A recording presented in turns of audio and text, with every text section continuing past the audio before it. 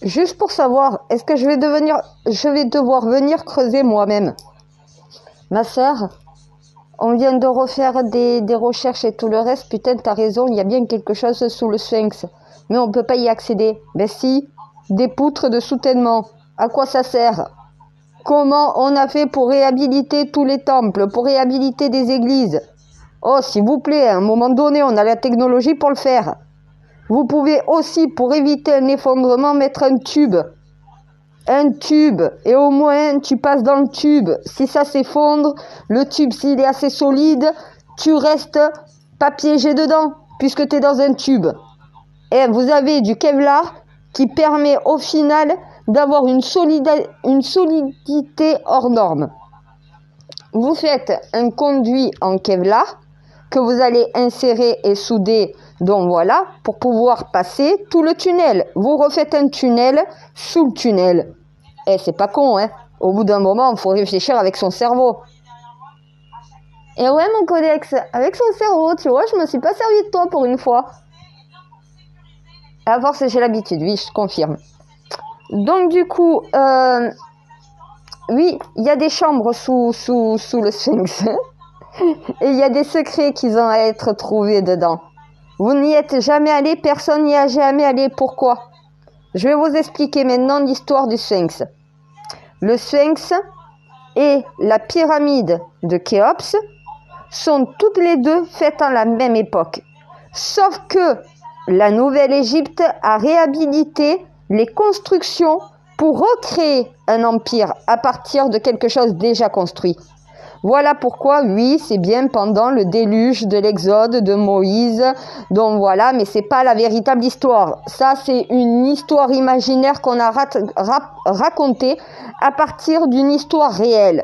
C'est l'imagination de l'humain qui a créé, donc voilà, un récit différent. C'est le téléphone arabe. Et le problème du téléphone arabe, c'est si tout le monde répète pas le véritable message, au bout d'un moment, le message n'est pas le même que celui à l'origine. Voilà.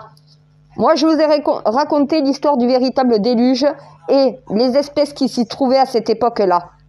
La première ère de l'humanité, il y a de ça 7 fois 3600 ans. Vous avez la date exacte. Vous n'avez même pas besoin de calculer. Vous savez qu'à partir de cette date, l'humanité est née. Il y a de ça 7 fois 3600 ans de notre ère. Donc, laissez tomber l'an 0 de Jésus-Christ. L'humanité est née avant Jésus, hein. Faut rappeler, hein. Ils ont modifié le calendrier, ils ont tout modifié pour faire coller à leur date. Ils ont créé une histoire imaginaire à partir de récits réels.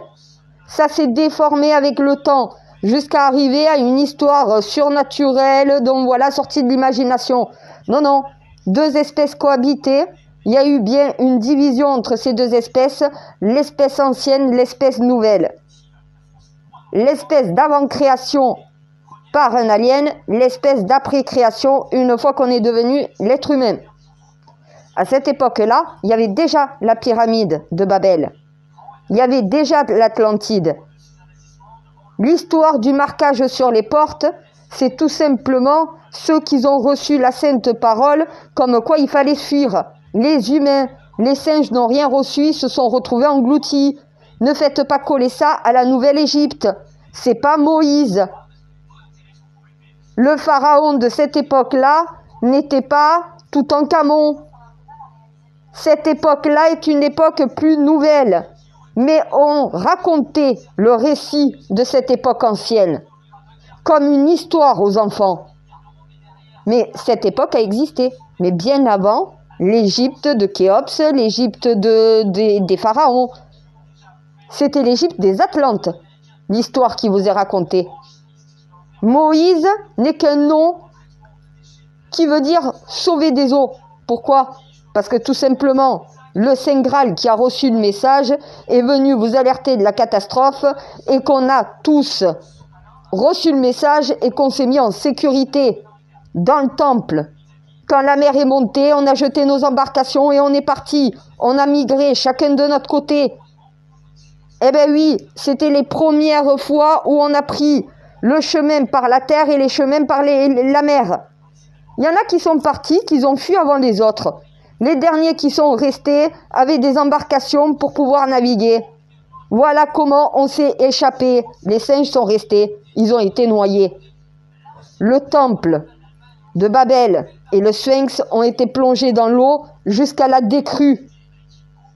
Une fois qu'il y a eu la décrue, il y a le sable qui est resté.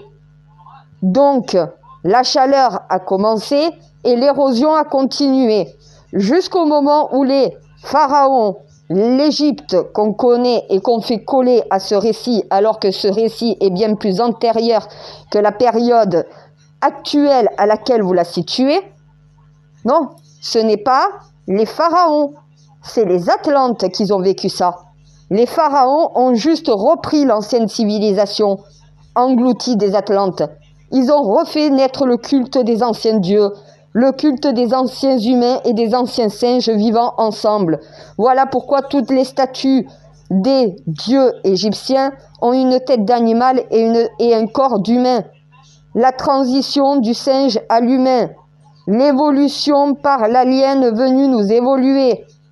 Donc, le sphinx était plongé, immergé dans l'eau. Quand ces nouveaux Égyptiens, ces Égyptiens sont arrivés, les pharaons, et qu'ont récupéré le culte atlante, ils ont recréé une cité à partir d'une pyramide, un sphinx. Ils ont bâti tout le reste. Mais une seule pyramide existait à ce moment-là, et un seul sphinx existait à cet endroit-là, à ce moment-là. Étant englouti sous le sable du désert, il ne restait plus rien de Babel, il ne restait plus rien de l'Atlantide. Elle a été ensevelie par la mer et après à sa décrue par le sable. Donc il n'y a plus aucune trace visible autour de Khéops, c'est normal, tout est sous le sable.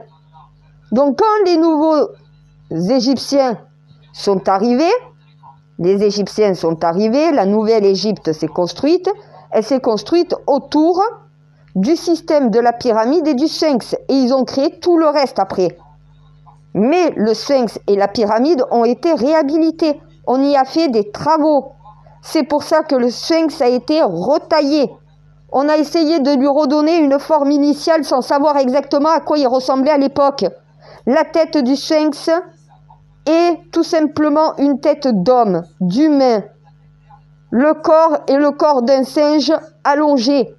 Voilà exactement ce que c'est le sphinx à la base. Ça a été modifié par la suite.